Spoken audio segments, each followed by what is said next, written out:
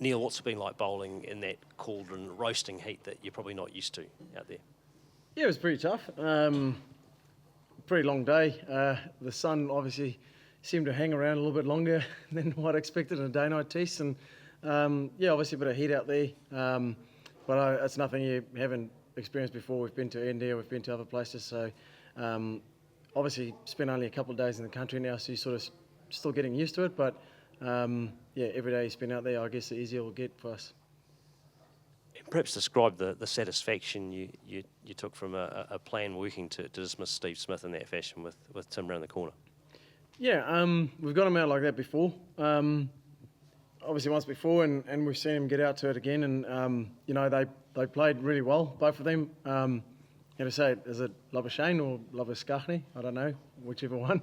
I know it is Labuschagne, but I think it's Labuschagne over here. But him and Smith played pretty well, and they left well. I thought they were pretty patient, and the wicket was a little bit slower than what we sort of anticipated, and you had to stuck in for long periods and hoping that there's going to be some reward, but they left pretty well, and then when you went searching or try to create something, they capitalised on it, and I thought they played really well and showed a lot of fight, so it was pretty tough in that sense.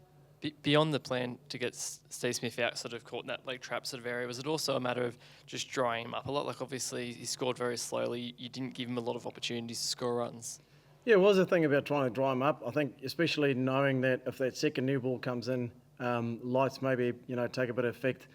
If I don't get away and score too many runs in that little period, then we can obviously strike with the new ball. So it was trying to obviously just control the game a little bit, and if they do take it on, there's a chance there. So, I guess in the end of the day, you just got to execute a plan, and if it comes off, it comes off, which was on the day happy it did. Can I ask, how hard is it to do a lot of homework when you consider the fact that you guys finished your last test, a week ago with that, and you've flown across, come across and whatnot? Like, is there a lot of time to get that kind of homework done? I know a lot of it's probably done by coaching stuff as well, and there's predetermined stuff, but does it make it tricky? Yes and no. I think there's so much cricket around on TV these days that you sort of see people play around the world, and you have sort of your own plan, your own method in your head, and then we get together as a group and we sort of discuss obviously a couple of things that you want to put in place, and whichever way you go with the team is. If the captain or the brains trust in the team gives you a plan, you've got to do it still and execute it, whichever plan it is. So at times it's a plan A, at times a plan B, and at times a plan C, and you sort of chop and change, and hopefully on the day it will come off. And I thought we stuck to our guns pretty well. We got the ball to move in times and in periods, and whenever we try to, I guess, make a play, they scored and played really well, I guess. Neil, just the fact that Trent Boult wasn't playing and Lockie Ferguson was making his debut, who's also like an enforcer who runs in and bowls fast, did that change your role in any way? You bowled a lot of full deliveries, or you bowled fuller than usual in most of your spells, even in the early ones? I've said it before against England as well. I mean, there's a lot of talk about the short ball theory or the short ball stuff, and it's summing up the conditions a little bit. Obviously, the ping ball gets quite soft at times, and early doors can get quite soft. The wicket was soft, so the shorter balls wasn't really effective. It just sort of sat up. It was easy to play. So then you've got to obviously find different methods and different ways, and knowing that there's different methods of different ways of skimming the cat as well. So obviously it was a little bit of swing and a little bit of movement, and then you obviously got to put the ball in the right area for long periods of time and create some pressure, and we try to do that as much as we can. How much are you feeling for Lockie Ferguson right now to get injured on the first day of his test debut? Gutted, isn't it? It's just one of those things. It's pretty heartbreaking for him. I know he'll be devastated as well, and we'll sort of obviously we'll get right behind him, and hopefully it's not too bad. We haven't heard anything back yet, so hopefully it's good or better news than what everyone is expecting. Yeah, do you think there's any chance at all that he can bowl again in this match? I've got no answer for you. Sorry, I think he's away at the moment having a scan. So hopefully, I don't know how long it takes over here, but hopefully we'll find out pretty soon. And fingers crossed for him. That's not too bad. He's a quality player, and we would have loved to see him, bowl more and see what he could have done. And given the heat, how much harder is it for you guys to, I guess, possibly one bowler down to carry that load?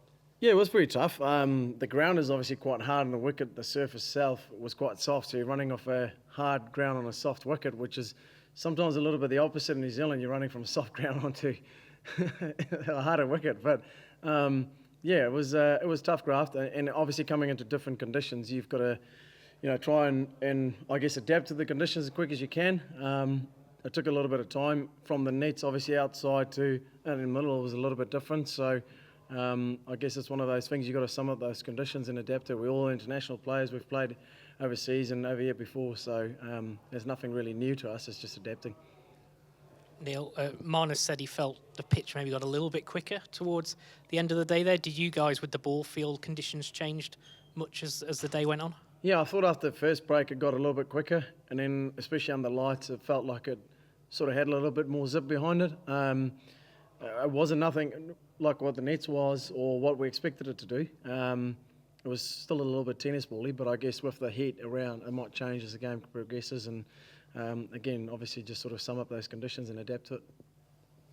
Did you get the sense when when Steve Smith was out there that you guys you had him under control, given his scoring rate was really slow. You had him dropped on 19 as well. I mean, did you feel like your plans were really working against him? Well, no doubt he's a quality player, isn't he? So he's a good player, and he scored a lot of runs for a reason over the last few years. So you want to bowl your best at him, and you want to try and dry him up as much as you can. I thought we bowled really well to him. We didn't try and give him any width or any room to score, try and dot him up, and hopefully he would come at us. And again, he played patient. He didn't really give us much until that shot where he got out. So, yeah, I guess, like I said, it's just summing up the field and trying to create, that opportunity. And we did, and luckily it worked out for us. Do you take confidence knowing that your plans worked today?